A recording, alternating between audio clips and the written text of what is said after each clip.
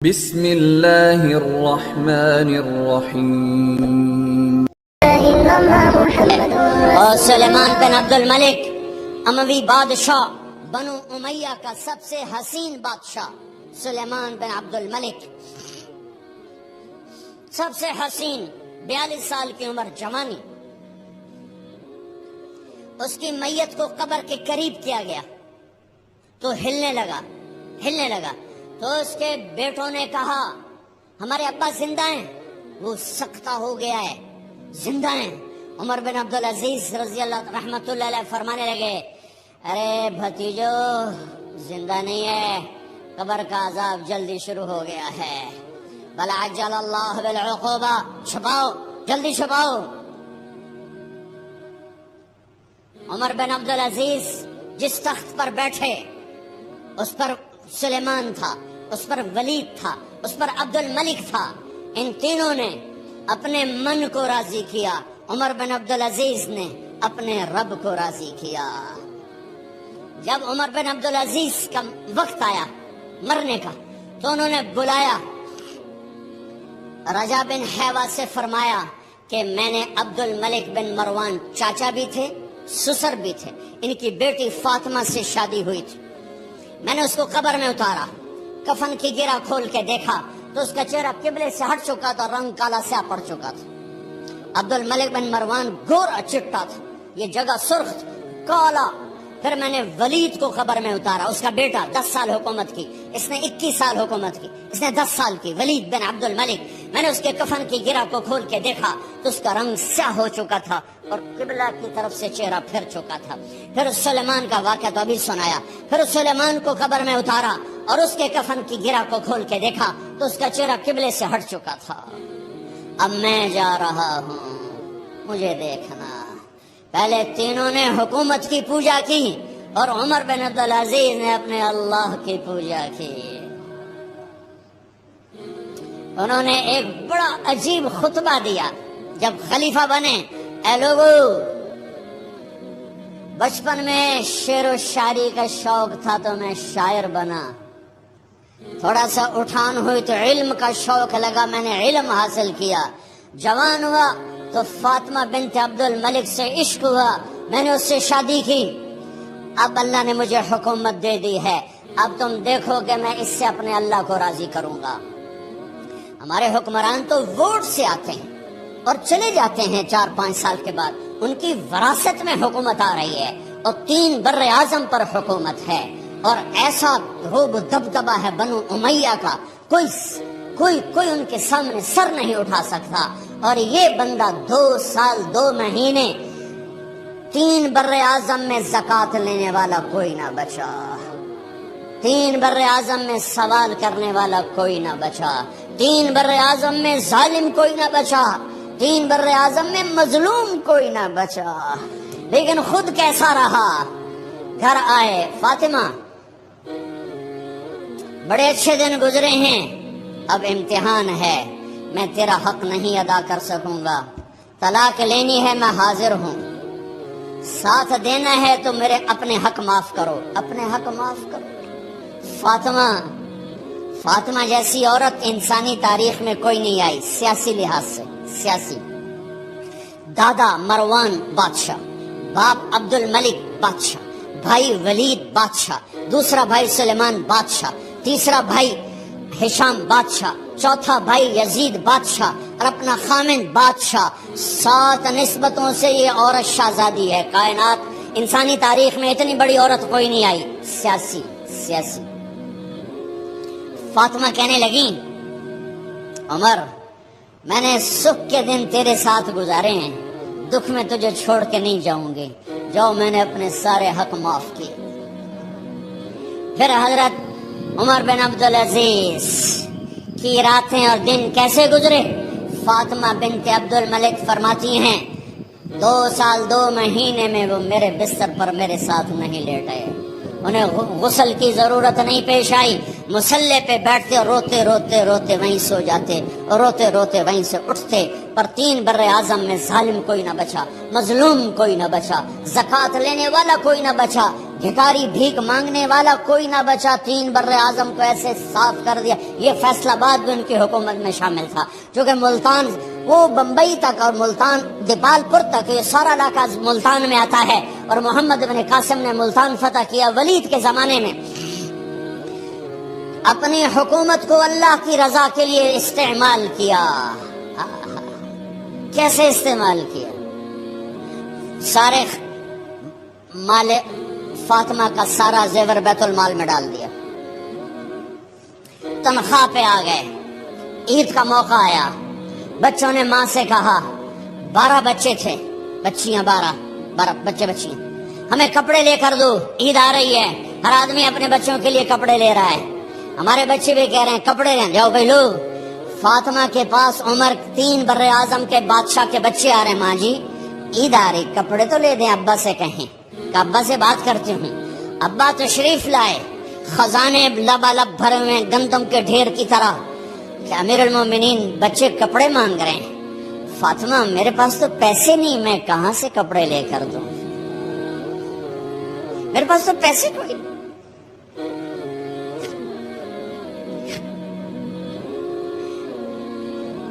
حضرت فاطمہ نے کہا پھر بچوں کا کیا کروں؟ کہا پھر مجھے بھی نہیں پتا کیا کروں۔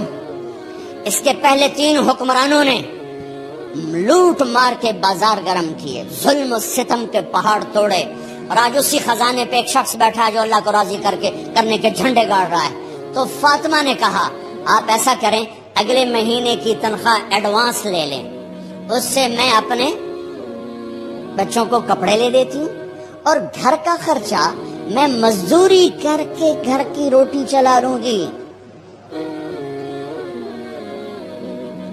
ارے اپنی تاریخ پڑھو، صرف ڈرامے ہی نہ دیکھتے رہ جاؤ، صرف گانے ہی نہ سنتے رہ جاؤ۔ اور بھی دکھ ہیں زمانے میں محبت کے سوا، راحتیں اور بھی ہیں وصل کی راحت کے سوا۔ انہوں نے اپنے بلایا وزیر خزانہ مزاحم، اپنا ہی غلام، ہاں بھائی مزاحم ہمیں بچوں کے کپڑے چاہیے، تو اگلے مہینے کی تنخواہ ایڈوانس مل جائے۔ وہ کہنے لگے امیر المومنین آپ مجھے لکھ کر دے دیں کہ آپ 1 مہینہ زندہ رہیں گے، میں آپ کو تنخواہ دے دیتا ہوں۔ عمر بن عبدالعزیز سر جھکایا، اٹھے، گھر گئے، فاطمہ میرے بچوں سے کہہ دو کہ تمہارا باپ کپڑے لے کے نہیں دے سکتا۔ اپنی تاریخ تو دیکھو،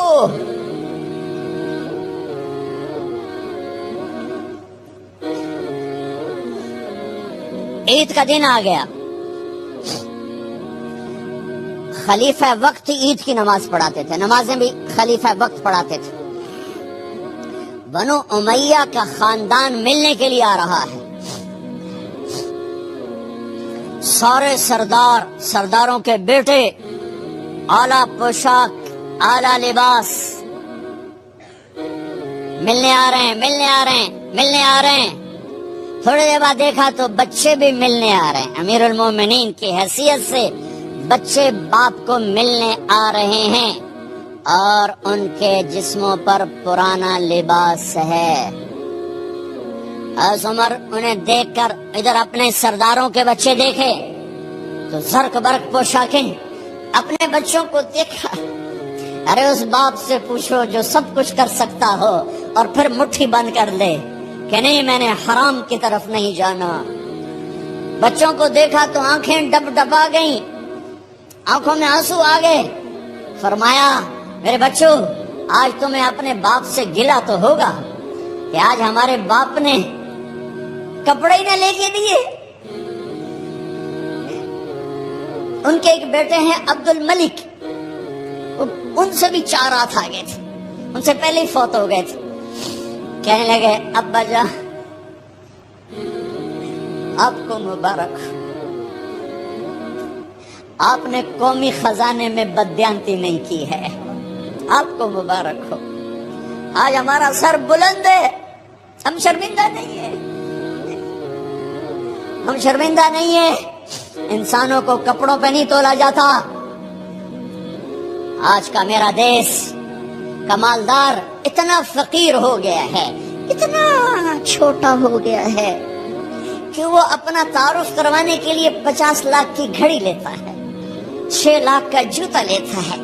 آج کی بیگم اتنی چھوٹی ہو گئی ہے کہ اپنے قد کو بڑا کرنے کے لیے وہ 10 لاکھ کا ہینڈ بیگ لیتی ہے کہ دیکھو میرا بیگ 10 لاکھ کا ہے۔ ارے میری بہن، تو 10 ٹکے کی بھی نہیں رہی اگر تو نے بیگ سے اپنے آپ کو بڑا بنایا۔ او میرے دوست، تو 2 ٹکے کا نہیں ہے اگر تو 10 لاکھ کے جوتے اور 50 لاکھ کی گاڑی سے، 50 لاکھ کی گھڑی سے اگر تو بڑا بننا چاہتا ہے۔ ارے اس دھوکے سے نکلو۔ برانڈڈ برانڈڈ برانڈڈ کہاں جا رہے ہو؟ جب تم اپنی ذات میں بے قیمت ہو تو رب ذوالجلال کی قسم، تمہاری گھڑیاں، تمہارے بیگ، تمہاری گاڑیاں، تمہارے بنگلے تمہاری عزت کو بڑھا نہیں سکتے۔ ابا جان، آج ہمارا ساڈا ایتھے سر آ گیا، سانو آج ساڈی عید ہو گئی کہ ساڈے ابے آج خیانت نہیں کی تھی۔ آج ہم خوشی سے بلند ہیں کہ ہمارے باپ نے بددیانتی نہیں کی۔ گھر میں تشریف لائے، کہنے کہ فاطمہ کچھ پیسے ہیں، میرا انگور کھانے کو جی چاہتا۔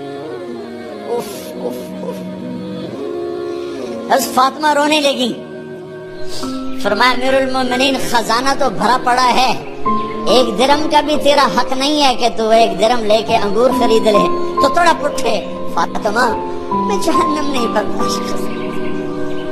اور میرے بھائیوں، جو دن رات سود میں پھنس چکے ہو، جو دن رات جوئے شراب میں پھنس چکے ہو، کیسے اللہ کے سامنے سرخرو ہو کر کھڑے ہو گئے؟ فاطمہ، آپ نے پوچھا ارے کیا ہوا تمہیں، یہ منہ پہ کپڑا کیوں رکھتے ہو؟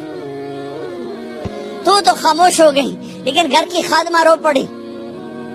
کہا امیر المومنین، آج آپ کی بیٹیوں نے کچا پیاز توڑ کے اس سے روٹی کھائی، سالن کوئی، ارے مسری دی دال ہی کوئی نہیں ہے، پیاز، کچے پیاز نہ روٹی۔ آجا ساڑا مزدور جڑا کوئی نہ کوئی چٹنی بنا باندا ہے، 3 بر اعظم دے بادشاہ دیاں دھیاں کچے وصلہ نہ روٹی بیٹھیاں کھاندیاں۔ اور میرے آج کا تاجر کہتا ہے جھوٹ نہ بولوں تو کاروبار کیسے، میرا افسر کہتا ہے رشوت نہ لوں تو گزارا کیسے کروں۔ تو عمر بن عبدالعزیز پھس پہ ہچکیوں کے ساتھ روئے کہ میری بچیوں، میں تمہیں بڑے اچھے کھانے کھلا سکتا ہوں اور میں جہنم کی آگ برداشت نہیں کر سکتا۔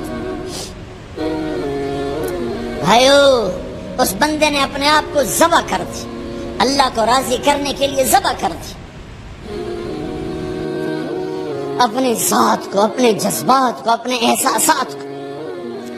جب گورنر ہوتے تھے نا تو حضرت فاطمہ کی ایک باندی تھی، ان سے انہیں عشق ہو گیا تو اپنی بیگم سے کہتے یہ باندی مجھے گفٹ کر دو، وہ کہتے میں نہیں کرتی۔